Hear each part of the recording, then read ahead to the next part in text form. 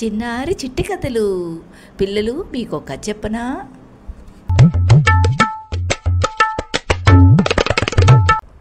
అనగనగా ఒక అడవిలో చిట్టి అనే ఒక ఉడత ఉండేది.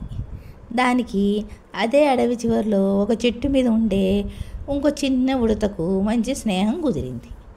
చిట్టి కోసం ఆ చిన్న ఉడత రోజు వచ్చిపోతూ ఉండేది.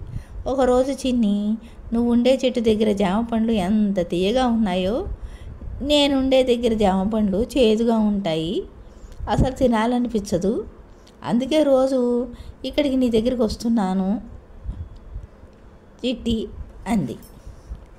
జామ పండ్లు చేదుగా ఉంటాయా? నేనెప్పుడు వినలేదే, ఆశ్చర్యంగా అంది చిట్టి. అయితే రేపు వచ్చేటప్పుడు ఒక పండు తీసుకొస్తాను, తిని చెప్పు ఎలా ఉన్నాయో అన్నది చిన్ని. దాంతో సరే అన్నది చిట్టి. చెప్పినట్లుగానే మరుసటి రోజు జామ పండు తీసుకొచ్చి చిట్టికి ఇచ్చింది. చిన్ని అది రుచి చూసి, నువ్వు చెప్పినట్లుగానే ఈ పండు చేదుగా ఉంది మిత్రమా అంది. పక్కనున్న చెట్ల మించి ఉన్న పిచ్చుక, చిలుక, కాకి ఇవన్నీ కూడా ఈ ఉడతలు మాట్లాడుకునే సంభాషణ అంతా వింటూ ఉంటాయి. జామ పండ్లు అన్నీ ఒకటిగానే ఉంటాయి కదా, ఇవేమిటి ఆ చెట్టు మీద జామ పండు చేదుగా ఉంటుంది, ఈ చెట్టు మీద పండు తీయగా ఉంటుంది అనుకుంటున్నాయి. అప్పుడు చిట్టి కాసేపు అక్కడే ఉండి, రేపు మళ్ళీ వస్తాను చిట్టి అని చెప్పి వెళ్ళిపోయింది చిన్ని. తర్వాత నుంచి కూడా అవి రోజు కలుస్తూనే ఉన్నాయి ఆ రెండు ఉడతలు. చిట్టి చిన్నికి మంచి స్నేహబంధం ఉంది. రోజు జామ పండు తెచ్చుకోవటము, తినటము, ఆనందంగా ఇద్దరు కలిసి ఆడుకోవటము చేస్తుంది. చిట్టి చిన్నికి జామ పండ్లు ఇస్తూనే ఉంది. అలా రోజులు గడిచిపోతూ ఉన్నాయి.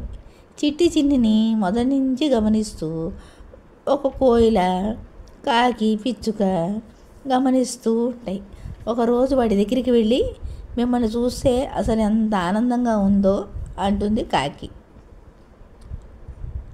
ఒకరి స్నేహం కోసం ఇంకొకరు ఎంత ఆలోచిస్తున్నారో అన్నది. అసలేమీ అర్థం కానట్లుగా చూసాయి అవి. చిన్ని గూటి దగ్గరున్న చెట్టు జామ పండ్లు నేను కూడా రుచి చూశాను అని చెప్పింది కాకి. చిలక కూడా తిన్నది నాతో పాటు అన్నది. అవి చేదుగా లేవు, అవి జామ పండ్లు రుచే, అన్ని జామ పండ్లు ఉన్నట్టే ఉన్నాయి, కానీ మీ స్నేహాన్ని ఇలాగే కొనసాగిస్తూ ఎంచక్కా రోజు కలిసి ఆడుకోవడానికి ఇలా చెప్పారని అర్థమైంది అని కాకి ఉడతలకు చెప్పింది.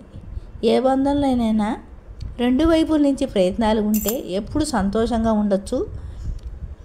మేము కూడా, నేను, పిచ్చుక రోజు ఇట్లాగే ఆనందంగా స్నేహంగా ఉంటాయి, ఒకరు ఆపదలో ఒకడు ఆదుకుంటూ ఉంటాము, అందువల్ల ఆనందంగా ఉంటాము, ఎప్పుడు సంతోషంగా ఉండొచ్చు అని తెలిసింది దానివల్ల.